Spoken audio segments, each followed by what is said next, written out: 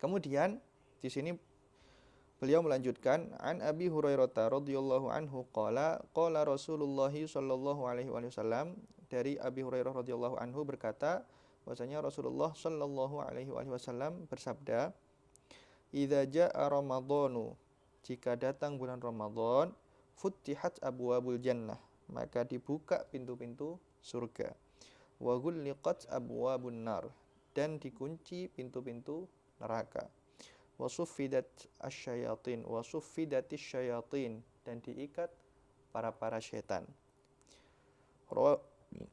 Rawahul Bukhari wa Muslim wal lafdhu lahu, diriwayatkan oleh Imam Bukhari dan Muslim, dan lafadznya itu merupakan lafadznya Imam Muslim.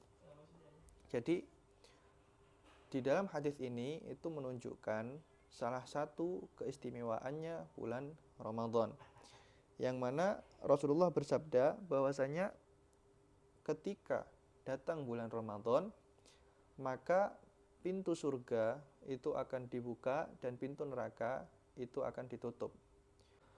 Kemudian di sini juga wasuffidatis syayatin, dan setan-setan itu diikat.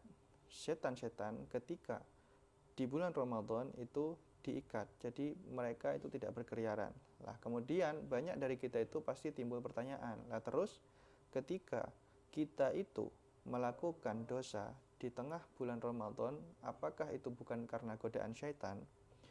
Ternyata ini salah satu fawaid yang saya tulis dari guru kami ketika kami belajar kepada beliau, bahwasanya ketika kita itu melakukan dosa di tengah puasa, itu enggak semuanya karena syaitan. Jadi enggak semua dosa itu disebabkan godaan syaitan. Memang syaitan itu adalah tugasnya menggoda umat manusia, anak turun Nabi Adam. Cuman enggak semua dosa itu disebabkan oleh godaan syaitan. Lah salah satunya adalah ketika seorang itu melakukan dosa di bulan Ramadan, itu bukan karena godaan syaitan. Karena syaitan di bulan tersebut itu diikat semua, dipenjara semua, dikerangkeng semua. Adapun dosa yang dilakukan oleh manusia ketika di tengah bulan Ramadan, itu adalah disebabkan nafsu mereka. Jadi yang menyebabkan seorang manusia itu melakukan dosa bukan hanya karena digoda oleh syaitan, tapi kita juga masih memiliki nafsu. Sedangkan tabiatnya nafsu itu adalah normalnya akan mengajak kepada keburukan. Seperti disebutkan di dalam Al-Quran, wa ma ubarri'u nafsi innan nafsa la'ammarotum bisu'i illa ma rahima rabbi. Bahwasanya nafsu itu tabiatnya adalah mengajak manusia untuk melakukan keburukan, kecuali nafsu yang dirahmati oleh Allah. Apakah nafsu yang dirahmati oleh Allah?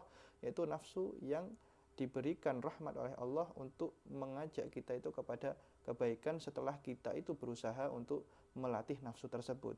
Makanya juga salah satu perkataan guru kami yang sering diulang-ulang oleh beliau dan kami ingat adalah disebutkan juga di dalam surat Asy-Syams, bahwasanya wa nafsi wa masawaha falhamaha fujuraha wa taqwaha qad aflaha man zakkaha.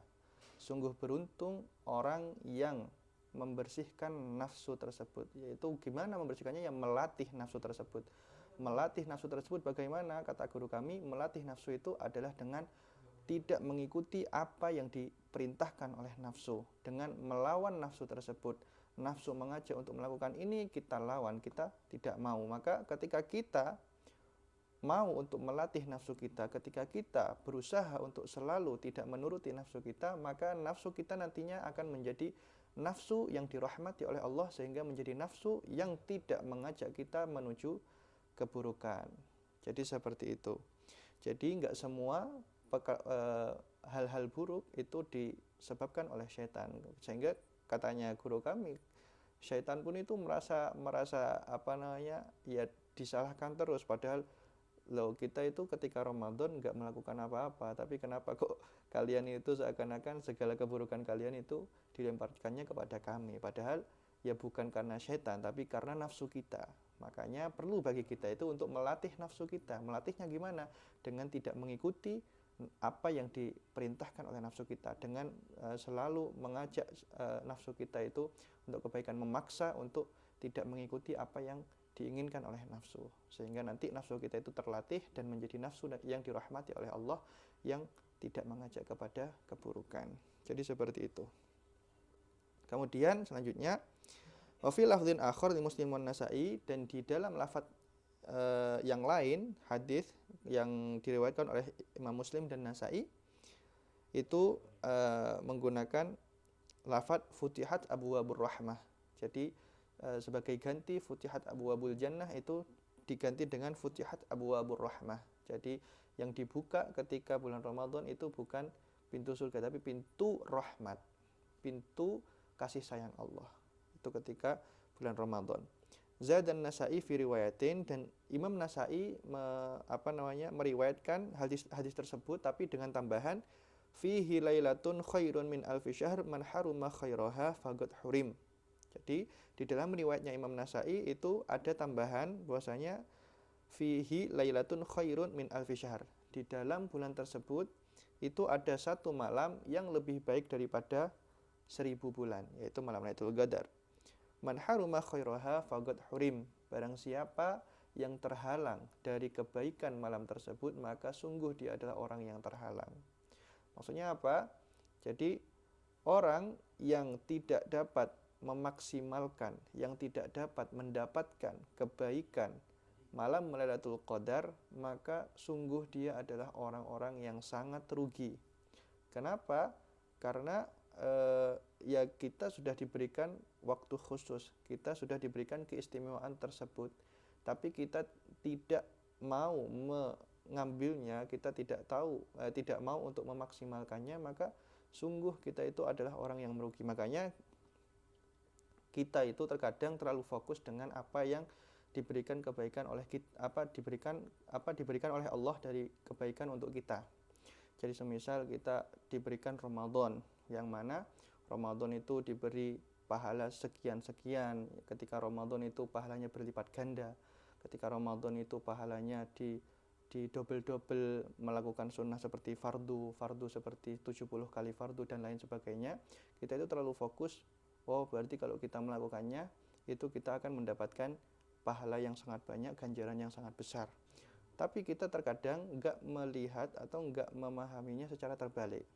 Nah, ketika orang itu diberi privilege seperti itu, diberi keuntungan yang sangat banyak, tapi tidak dapat memaksimalkan keuntungan tersebut, maka berarti ya kata sebaliknya itu adalah orang yang sangat bodoh, orang yang sangat merugi, orang yang diberikan fasilitas, anggapannya fasilitas, keuntungan, privilege yang sangat banyak, tapi ternyata dia menyia-nyiakan privilege tersebut, maka dia adalah orang yang sangat merugi. Seperti pepatah itu, ayam mati di dalam lumbung. Ya kalau nggak salah ya pepatahnya itu ya.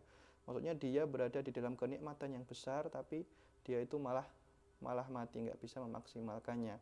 Dalam artian ya orang itu kalau diberikan privilege yang sangat besar, diberikan fasilitas yang sangat lengkap, diberikan keuntungan yang sangat besar, harusnya normalnya dia itu harusnya bisa memaksimalkan keuntungan tersebut. Tapi kalau dia sampai bisa memaksimalkan keuntungan tersebut, maka dia akan menjadi sebaik-baik orang. Tapi kalau dia menyia-nyiakan keuntungan tersebut, dia justru akan menjadi seburuk-buruknya orang dan sebodoh-bodohnya orang, karena menyia-nyiakan kesempatan yang sudah ada di depan mata. Jadi kurang lebih seperti itu. Di sini disebutkan yakni man hurima ihya'uha bil ibadah faqad hurimal ajrul azim alladzi a'addahu Allahu lidzalik. Yakni maksudnya adalah man hurima ihya'uha bil ibadah, barang siapa yang terhalang daripada menghidupkan malam-malamnya itu dengan ibadah, faqad hurimal ajrul azim, maka sungguh dia itu telah terhalang daripada ganjaran yang sangat agung, alladzi a'addahu Allahu lidzalik, yang telah disiapkan oleh Allah pada waktu itu. Jadi itu adalah hadis-hadis dan ayat Al-Qur'an yang berkaitan tentang Ramadan dan juga puasa.